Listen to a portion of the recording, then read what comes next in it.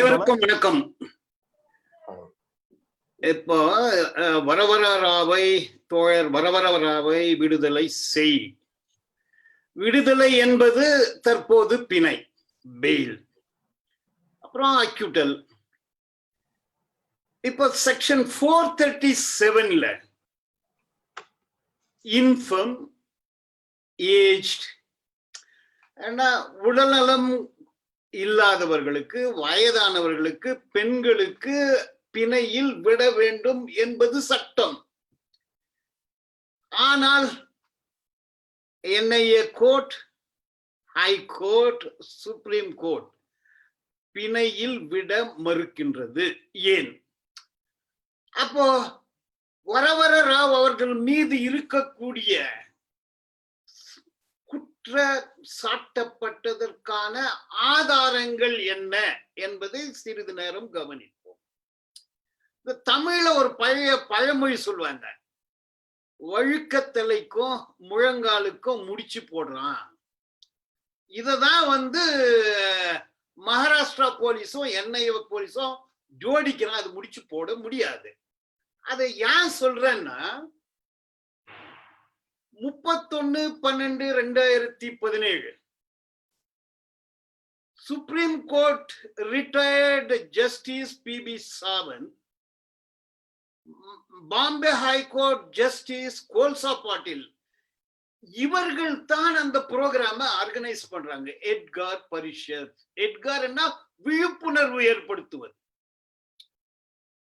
அன்னைக்கு மேவானி, ஜிக்னேஷ் மேவானி போறாரு, வேம்லாவுடைய தாயார் போறாங்க. அன்றைய தினத்தினுடைய எல்லோருடைய பேச்சையும் நான் கேட்டேன். எல்லாருமே ஜாதி மத தர்ம அடிப்படையில் அற்ற ஒரு சமுதாயத்தை உருவாக்க வேண்டும்.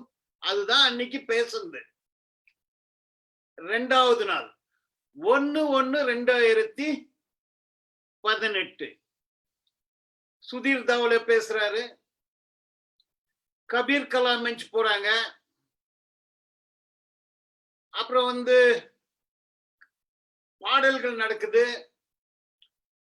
அன்றைக்கு பேசிய அனைவருமே பேசிய பேச்சை நான் கேட்டேன். அரசியல் சாசன சட்டத்தை பாதுகாப்போம், நாட்டை பாதுகாப்போம், இததான் பேசுறாங்க. கடைசியாக உறுதிமொழி எடுக்கும் போது கூட அரசியல் சாசன சட்டப்படி என்றுதான் உறுதிமொழி எடுக்கின்றார்கள். அந்த பேச்சில எதுவுமே அரசுக்கு புறம்பானதோ, சட்டத்திற்கு புறம்பானதோ, அல்லது அரசியல் அமைப்பு சட்டத்திற்கு புறம்பானதோ கிடையவே கிடையாது. அந்த பேச்சை கூகுள் போட்டா வருது. இதற்கு மத்தியில என்ன நடக்குதுன்னா, ஏக் போட்டே பீடே 2 பேரும் சங்க பரிவாரத்தின் தலைவர்கள் தான், RSS காரர்கள் தான். சோசியல் மீடியால போடுறாங்க, தலித்தர்களை அடிக்க வேண்டும், கொல்ல வேண்டும், தடை விதிக்க வேண்டும் அப்படின்னு சோசியல் மீடியால பயங்கரமா போடுறாங்க, அட்டாக் பண்ணி. அப்ப இந்த ஹோல் ப்ரோக்ராம கண்ட்ரோல் பண்ணோம் அப்படின்ற அதற்கான வேலையை செய்தவர்கள் சங்க பரிவார் தலைவர்களான பீடே, ஏக் போட்டே, இது எல்லாமே இருக்கு. அந்த ஃபங்க்ஷனை முடிச்சுட்டு வாபஸ் போகும்போது 2-3 லட்சம் பேர் வராங்க. இந்த பீமா கோராகன் விஷயம் எல்லாருக்குமே தெரியும், நான் அதுக்குள்ள போறது இல்லை. That is a place accepted by the Dalits of Maharashtra. இது 1818 வருடம் நடக்குது. 1870ல அங்க ஒரு பில்லர் ரைஸ் பண்றாங்க அந்த மகர் வகுப்பை சார்ந்த சோல்ஜர்ஸ்க்காக. 1928 அம்பேத்கர் அங்க போறாரு. டாக்டர் பாபா சாஹிப் அம்பேத்கர் போய் வரலாற்றில் ஒரு தலித்தர்களுக்கான ஒரு முக்கியமான நிகழ்வு, முக்கியமான இடம்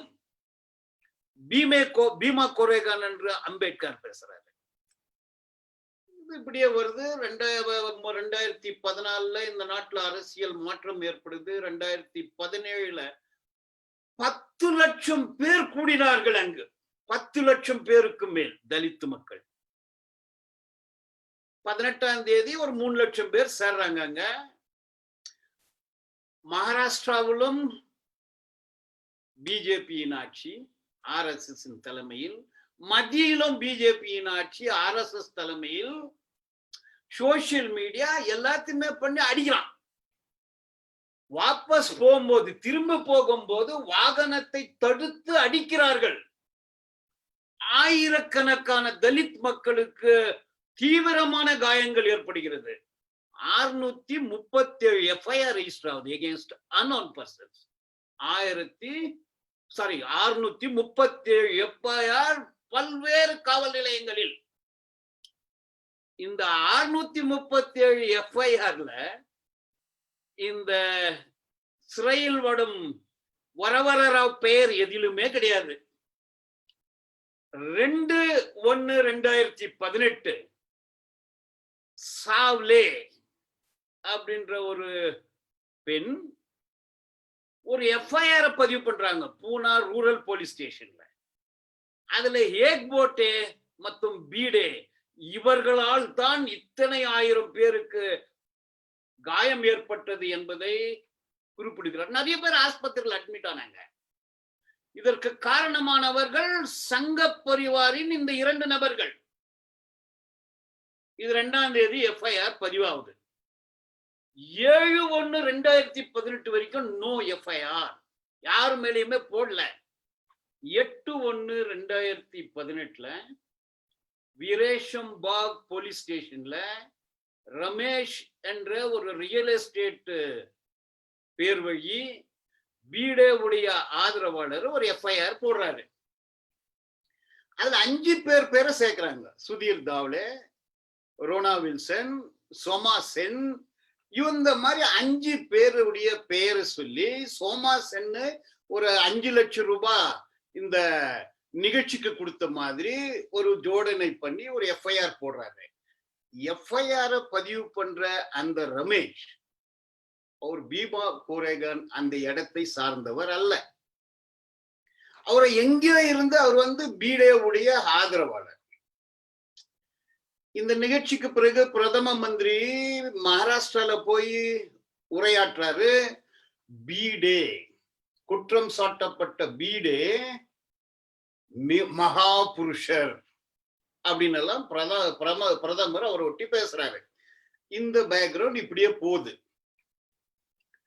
6/6/2018 ரோனா வில்சன் வீடு ரெய்ட் ஆகுது. சுதீர் தாவ்லே வீடு ரெய்ட் ஆகுது. சோமாசன் வீடு, இவங்க 5 பேர் வீட ரெய்டு பண்றாங்க. அதுல ரோனா வில்சன் வீட்டுல pen drive, email ID, hard disk, laptop, mobile phone இவ்வளவுதான் சீஸ் பண்றாங்க. இத சீஸ் பண்ணும்போது under IT Act, under section 45A of the Evidence Act, 65B of the Evidence Act, ஒரு எக்ஸ்பர்ட் கூட்டு போய் தான் இதை எடுக்கணும்.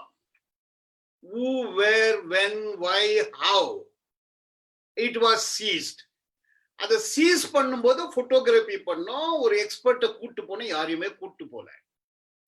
சீஸ் பண்ணும்போது 166 criminal procedure code, 43 of the UAP Act, local போலீஸை கூட்டு போனோம். லோக்கல் போலீஸை கூட்டு போனோம். சீஸ் பண்ணுகிற அந்த ஹைடெக்ட் லோக்கல் போலீஸ் கிட்ட ஒப்படைக்கணும். அதையும் பண்ணல. அத 65B பிரகாரம் ஒரு சர்டிபிகேட் கொடுக்கணும். அதுவும் கொடுக்கல. அப்ப எந்த லேப்டாப்ல who originated, what is its IP address, what is its destination, how it was used, இத ஒட்டி எந்த தகவலுமே இல்ல. அப்ப நான் இந்த லேப்டாப் விச்சாரமே ஒரு ஃப்ராட். இத மகாராஷ்டிரா போலீஸ் பண்ணுது. அதை ஒட்டி இன்னும் கொஞ்ச நேரத்துக்கு அப்புறம் வர மகாராஷ்டிரா போலீஸ் ஒட்டி. அப்ப இந்திய சாட்சிய சட்டத்தின்படி, கிரிமினல் ப்ரொசீஜர் கோட் படி, ஐடி இன்ஃபர்மேஷன் டெக்னாலஜி ஆக்ட் படி எதுவுமே நடக்கலங்க. அதுல என்ன சொல்றாங்க? அதுல urban Naxal, Rajiv Gandhi type assassination on the present prime minister அப்படின்னு கிடைச்சது. எங்க அதுக்கு ஆதாரம் சொல்றாங்க? இன்னைக்கு சொல்லின்னு வரான், இன்னைக்கு வரைக்கும் சொல்லின்னு வரான். இத வச்சுட்டு என்ன பண்றாங்க? 28 ஆகஸ்ட் 2018 இவங்கள Sudha Bharadwaj, a noted lawyer, Harvard யூனிவர்சிட்டியில படிச்சவங்க கான்ட்ராக்ட் லேபருக்கு வழிக்கிறாங்க. இப்ப கூட ஹார்வர்ட் யூனிவர்சிட்டியில லெக்சர் கொடுக்குறாங்க, டெல்லி லா யூனிவர்சிட்டியில லெக்சர் கொடுக்குறாங்க. அவங்கள அரெஸ்ட் பண்றாங்க. என்ன அவங்க வீட்டுல என்ன கிடைக்குது? Laptop, desktop, hard disk, compact disk, pen drive, mobile phone, இதுதான் எடுக்கிறாங்க அவங்க வீட்லயும். சைமல்டேனியஸா ஹைதராபாத்ல வரவர்ராவ் என்ன, வாட் இஸ் த சீசன்? ஒரு compact disk connected with email ID, அவ்வளவுதான் ஒரு வீட்ல எடுக்கிறாங்க. சோ இந்த எல்லா இன்டலெக்சுவல்ஸ், சமூக ஆர்வலர்கள், இவங்க வீட்டுல கிடைச்சது லேப்டாப், டெஸ்க்டாப், பென் டிரைவ், இதுதான். இது எதுவுமே unconnected to Bhima Koregan issue, unconnected to the register FIR registered. இதுக்கு அதுக்கு சம்பந்தமே இல்லை. 15/11/2018 5000 பேஜ் கொண்ட ஒரு குற்றப்பத்திரிகை charge sheet final report file பண்றாங்க. 5000 பேஜஸ், 5000 பேஜ் சார்ஜ் ஷீட்ல வரவர ராவை ஒட்டி ஒரு வார்த்தையும் கிடையாது, except CD connected to email ID, அவ்வளவுதான். அவர் மேல என்ன சொல்ற நம்ம ஸ்பெசிபிக் ஓவர்ட் ஆக்ட். அந்த 5000 பேஜ்ல இவ்வளவுதான். சுதா பரத்வாஜ் மேல என்ன இருக்கு? Mobile phone, pen drive, hard disk, laptop, இவ்வளவுதான் இருக்கு. இந்த சார்ஜ் ஷீட்ல போடுறாங்க அவங்க என்ன section? 120B, 121 waging war against the government. ஒரு மொபைல் போனையும் ஒரு பென் டிரைவ் வச்சு waging the war against the கவர்மெண்ட்னு சார்ஜ் ஷீட் போடுறாங்க. 121. 121A conspiracy to wage war, 120B conspiracy. அதோட கூட என்ன பண்றாங்க? Section 18 of the UAP act conspiracy. Conspiracy under 121A life sentence, conspiracy under 120B life sentence, conspiracy under section 18 of UAP act ranging up to life sentence. என்ன conspiracy? எந்த ஊர்ல conspiracy? கான்ஸ்பிரசின்னா ஒரு ஊர் இருக்கணும், ஒரு வீடு இருக்கணும், ஒரு இடம் இருக்கணும். அதை பார்த்தவன் யாரு, பேசினவன் யாரு, பேசுனத கேட்டது யாரு, என்ன பேசினாங்க, எதை ஒட்டி பேசினாங்க, இது இல்லாம கான்ஸ்பிரசி அப்படின்னா இட் இஸ் அ மாற்றி. யாருன்னா சிரிப்பாங்க. திஸ் இஸ் ஹவ் கான்ஸ்பிரசி போடுறாங்க. அப்புறம் என்ன போடுறாங்க? Section 20, section 38 of UAP act. Section 20, member of a terrorist organization or a terrorist gang. Section 40, member of a terrorist organization. ரெண்டும் ஒண்ணு. 20ல லைஃப் சென்டென்ஸ், 38ல 14 years சென்டென்ஸ். அந்த 38ல provided that ஒரு provision வருது. if இப்போ வரவரராவு ஆனந்த் தெல்தும்ப தீவிரவாதின்னு சொல்லிட்டா, நான் தீவிரவாதி இல்ல அப்படின்னு ப்ரூவ் பண்றது burden is shifted on the accused. அதுதான் இங்க நடந்துட்டு வருது. 38. 17 of UAP Act. 17 வந்து பணம். அங்க என்ன பண்ணிட்டான்னாக்கா, ஏற்கனவே ஒரு லாயர் தான் டிராஃப்ட் போட்டு கொடுத்துருக்கணும். 5 லட்சம் ரூபாய் சோமாசனிடம் இருந்து பெற்றுக்கொண்டார்கள். அப்ப என்ன ஆச்சுன்னா, section 17 of the UAP act பயங்கரவாத செலவு, பயங்கரவாதத்திற்காக பணத்தை சேகரிப்பது. 17 அதேதான், 40 அதேதான். ரெண்டுமே பணம், ஃபண்ட்ஸ். அது எந்த முட்டாள் எழுதின சட்டம்னே தெரியல. அது யூஏபி ஆக்ட் 17லயும் அதே, 40லயும் அதே. இங்க லைஃப் சென்டென்ஸ், அங்க 14 இயர்ஸ் சென்டென்ஸ். ஒரு பணம், ஒரு 5000 ரூபாய் இவன் பாக்கெட்ல இருந்து அவன் பாக்கெட்டுக்கு போச்சுன்ற ஒரு எவிடன்ஸ் கொடுத்தா 2 லைஃப் சென்டென்ஸ். இந்த மாதிரியான ஒரு குற்றப்பத்திரிகையை தாக்கல் செய்யறாங்க. அந்த குற்றப்பத்திரிகையை எடுத்துக்கொண்டாலும் கூட சுதா பரத்வாஜ், அருண் ஃபெரேரா, நவாலக்கா, வரவர ராவ், சுதீர் தாவ்லே, இவங்க மேல there is no shred of material. ஒரு ரிமோட்டா கூட ஒரு ஆதாரம் இல்லை. இவர்கள் மீது எந்த ஆதாரமே இல்லாத ஒரு குற்ற பத்திரிகை, charge sheet without a prima facie case. இதுல என்ன நான் யோசிக்கிறேன்னா, the judges who have taken cognizance of the offense against Varavara Rao and others, எப்படி எடுக்க முடியும்? He has to apply his mind. Cognizance, the judge should apply his mind. இதுக்கெல்லாம் prima facie case இருக்கா இல்லையான்னு cognizance எப்படி எடுத்தாரு அவரு?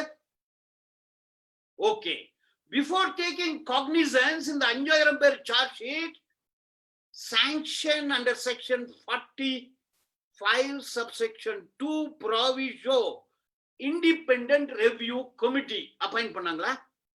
Whether these materials were placed against independent review committee, whether sanctioning authority perused the contents of the charge sheet, illa. Under 196 of criminal procedure code, 121, 121A, 124A, there must be a sanction from the appropriate authority, whether these materials were placed before according sanction, or whether there is a nexus between the investigating agency, prosecuting agency, and the sanctioning agency. Whether the cognizance taking judge took note of this. These are all the doubts. அப்போ சாட்சி ஆதாரங்களே இல்லாத ஒரு குற்றப்பத்திரிகை. ரெண்டாவது charge sheet போட்டாங்க. 1600 page கொண்ட supplementary charge sheet under 173 subsection 8 of criminal procedure code. அந்த supplementary charge ஷீட்ல கூட இவங்க மேல எந்த மண்ணாங்கட்டியும் இல்ல. Absolutely no specific overt act against these intellectuals. ரெண்டு சார்ஜ் ஷீட். இத ஆன பிறகு இப்ப என்ன பண்ணிக்கிறாங்கன்னா, the investigation was handed over to NIA. எப்போ? 2 வருஷம் கழிச்சு. இன்சிடென்ட் நடந்தது 1/1/2018. 24 பிப்ரவரி 2020ல NIA-க்கு அனுப்புறாங்க. What is section 6? Subsection 1, 2, 3, 4, 5, 6. ஒரு UAPA கேஸ் ரெஜிஸ்டர் பண்ணா இமிடியேட்டா கவர்மெண்ட்டுக்கு அனுப்பணும். கவர்மெண்ட் சென்ட்ரல் கவர்மெண்ட்டுக்கு அனுப்பணும். Within 15 days whether it should be investigated by NIA or some other agency decide பண்ணணும்.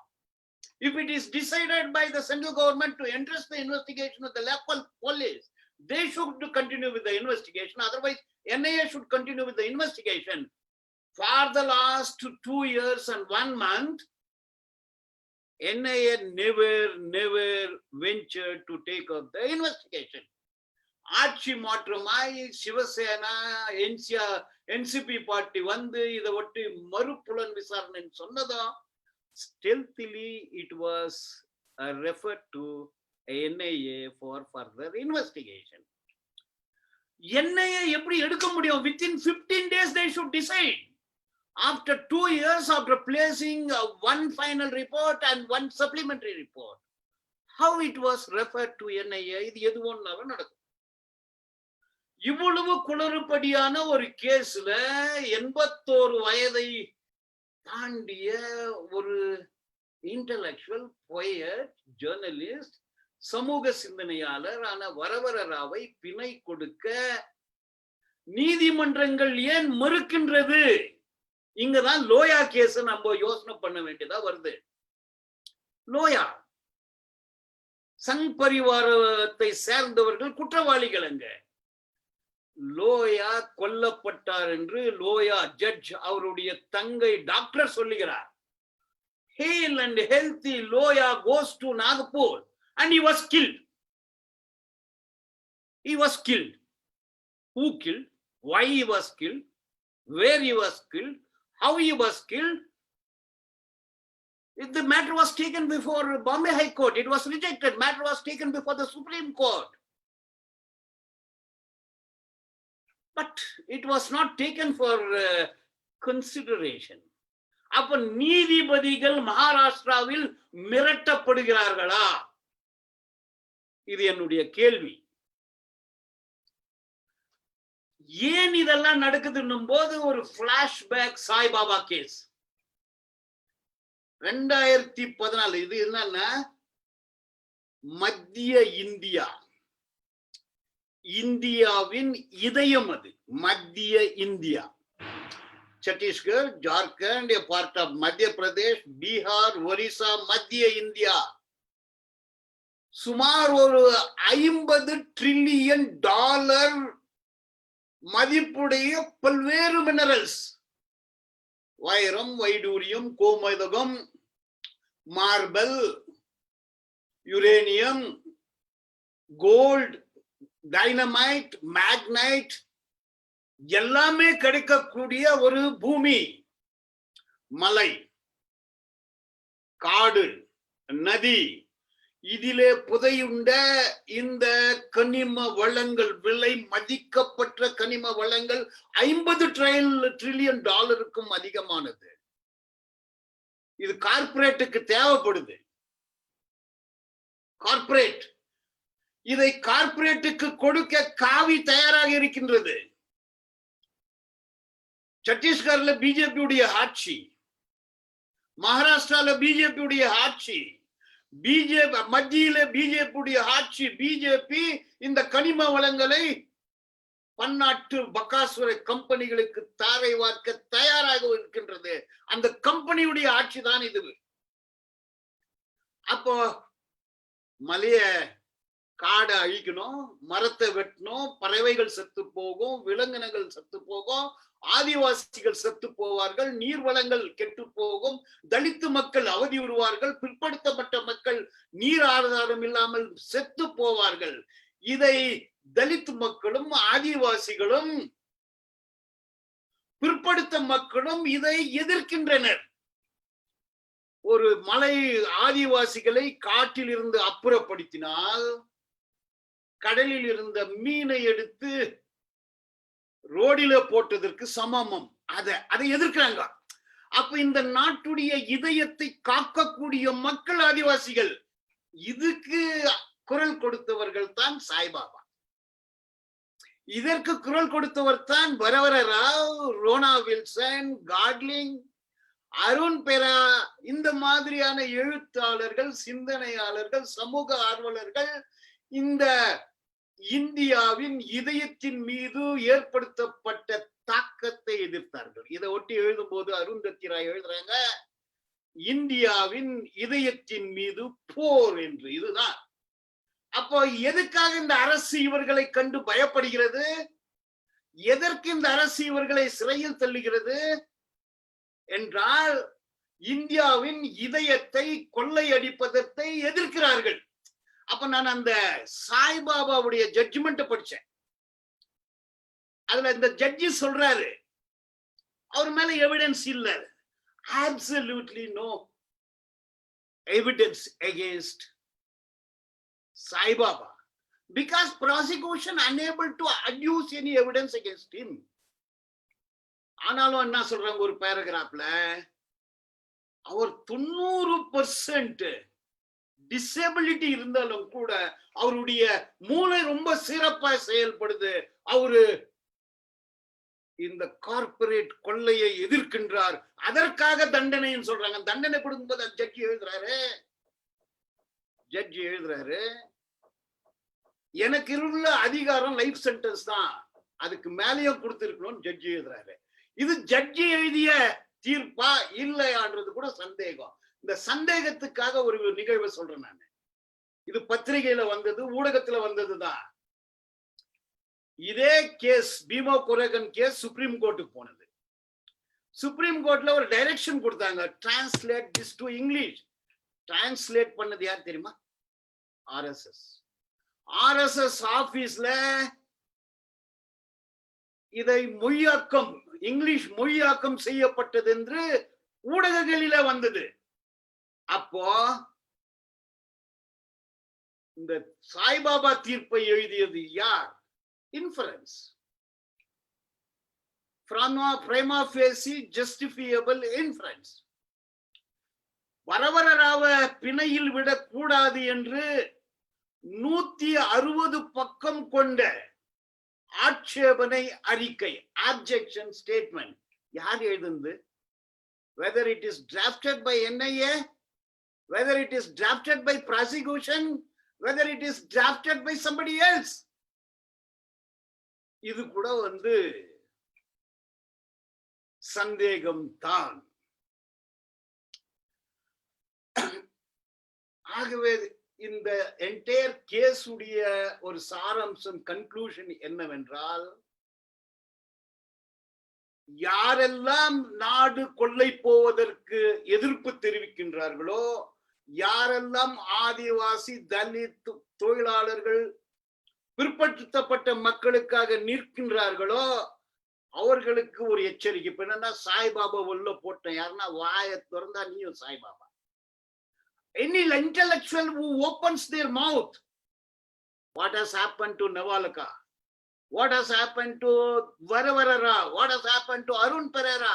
What has happened to Rona Wilson? இதுதான் ஏற்படும் என்று இந்த நாட்டில் இருக்கக்கூடிய சிந்தனையாளர்கள் மீது விடுத்த பெரிய சவால். இது பெரிய சவால். இந்த சவாலை ஏற்றுக்கொள்ள வேண்டும். இதுதான் இந்த என்டையர் கேஸ் உடைய ஒரு சாராம்சம். இன்னொன்னு பார்க்கணும்னா, இந்த லெட்டர் வந்தது. லெட்டர் ரோனா வில்சன் லேப்டாப்ல தான், இதுக்கும் மற்றவங்களுக்கு சம்பந்தம் இல்லை. Where is it? 5000 page charge ஷீட்ல அந்த லெட்டர் இல்ல, 1600 பேஜ் சார்ஜ் ஷீட்ல அந்த லெட்டர் இல்ல, இன்னைக்கு வரைக்கும் இல்ல. Where is that letter? என்ன சொல்றாங்க அவங்க? Clone image. இது எப்படி பண்ண முடியுதுன்னா, ஸ்ரீகிருஷ்ணா கமிட்டி ரிப்போர்ட்டை பார்க்கணும் நம்ம. Justice Sri Krishna was very categorical. The police in Maharashtra are communalized. Maharashtra police காவிமயமாக்கப்பட்டதுன்னு Sri Krishna சொல்றாரு. Not only saffronized but also corporatized. Corporate காவிகளின் பிடியில் மகாராஷ்டிரா போலீஸ். இதேதான் குஜராத்ல நடந்தது. 2002க்கு பிறகு காவிமயமாக்கப்பட்ட குஜராத் போலீஸ், வஞ்சாரா உள்பட 12 IPS ஆபீசர் சிறையில இருந்தாங்க. 12 IPS officers from Gujarat. Central கவர்மெண்ட்ல UPA இருந்தது, அதனால ஜெயிலுக்கு போனாங்க. அங்க இப்ப சென்ட்ரல் கவர்மெண்ட், ஸ்டேட் கவர்மெண்ட் எல்லாமே சங்கிகளுடைய கையில். அப்போ மகாராஷ்டிரா போலீஸ் காவியமயமாக்கப்பட்ட, கார்பரேட் மயமாக்கப்பட்ட மகாராஷ்டிரா போலீஸ மிஸ்யூஸ் பண்ணி இந்த whole issue, the whole charge sheet, whole allegations are created, manufactured, tailored, fabricated at the instance of corporates who wanted to loot entire central India wealth. இதுதான் பணம். Corporate communal politics. அதுக்காக இந்த தோழர்களை சிறையில் அடித்திருக்கின்றார்கள். இது ஒரு விஷயத்தை சொல்லிடுறேன். Next coming to UAP act. இது ஒரு அயோக்கியத்தனமான ஒரு சட்டம். 3 டெஃபினேஷன் இருக்குது. 21M terrorist organisation, 21F terrorist கேங்ன்றாங்க, 2(1)P-ல அன்லாஃபுல் அசோசியேஷன்ன்றாங்க. 3 டெஃபினேஷன். அப்புறம் பாத்தீங்கன்னா 2(1)O-ல அன்லாஃபுல் ஆக்டிவிட்டின்றாங்க. இத டெஃபினேஷனை போட்டுட்டு செக்ஷன் 3 சப்செக்ஷன் 1ல என்ன சொல்றாங்கன்னா, மத்திய அரசால் declared as terrorist organization or unlawful assembly. 3 subsection 1, 3 subsection 3, 35. 3ல ஒரு ஆர்கனைசேஷனை சீல் பண்ணா it should go to a tribunal. 35ல இல்ல, சென்ட்ரல் கவர்மெண்ட் எந்த ஆர்கனைசேஷனை ஒன்னாலும் சீல் பண்ணிடலாம், banned. There are 39 banned organizations. 39 banned organizations. இதுல இஸ்லாமிய ஆர்கனைசேஷன் உண்டு. நார்த் ஈஸ்ட்ல இருக்கக்கூடிய செசஷனிஸ்ட் என்று சொல்லக்கூடிய ஆர்கனைசேஷன் பெயர் உண்டு. லெப்ட் விங் எக்ஸ்ட்ரீமிசம் என்ற பெயர் உண்டு. ஆனால் பன்வெல்ல பாம் வச்சுவன், ஆடிட்டோரியம்ல பாம் வச்சுவன், சம்யுக்தா எக்ஸ்பிரஸ்ல பாம் வச்சவங்க, மெக்கா மதீனால பாம் வச்சவங்க, இந்த மாதிரியான அமைப்புகள் அதுல இல்ல. I would like to point out Maryland terrorism data அப்படின்ற ஒரு அமெரிக்கன் யூனிவர்சிட்டி ஒரு டேட்டாவை ரிலீஸ் பண்ணிக்கிறாங்க. 1970 இருந்து 2004 வரைக்கும் இந்தியால 4108 சம்பவங்கள், அதுல 42 நிகழ்வுகளுக்கு காரணமானது லெப்ட் விங் எக்ஸ்ட்ரீமிசம், 22 நிகழ்வுகளுக்கு காரணமானது செஷனிஸ்ட் ஆர்கனைசேஷன், மிஸ்சலேனியஸ் ஆர்கனைசேஷன் 35ன்றாங்க. What is that miscellaneous organisation? Islamic organisation பண்ணது 1% சொல்றாங்க. அப்ப அந்த 35% are not banned under section 35 of the UAP Act. இல்ல, UAP Act. ஆகவே இது ஒரு சட்ட பிரச்சனை இல்லை. It's a legal fraud.